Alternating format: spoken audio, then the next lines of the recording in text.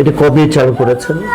2010 সালে 16 বছরের আমি এই বেতন টাকার মুষ্টি চালের যাত্রা শুরু পরে যখন আমি লিফলেট নিজে নিজে রাস্তায় বিলি করছি, আমি যখন রাতের আধারে 3-4 রাত স্টিমার এই মিরপুরে যাওয়ার এই রোডে বসে মাইকিং করে টাকা তুলছি, এইগুলো করছি, তখন আমার চোখে পড়ছে স্টেশনে আরো খারাপ মানুষ পড়া থাকে। ওই নারীরা চোখে আসছে, যে নারীরা গায়ে পোকা দ্বারা ভিক্ষা চায় না, একেবারে অসহায় পড়ে আছে, তাদের চোখে দৃষ্টিতে আমার আসলো। তখন বললাম এরা তো সুস্থ, এদের তো পরিবার আছে, তাহলে আমি কেন এদের খাওয়াবো?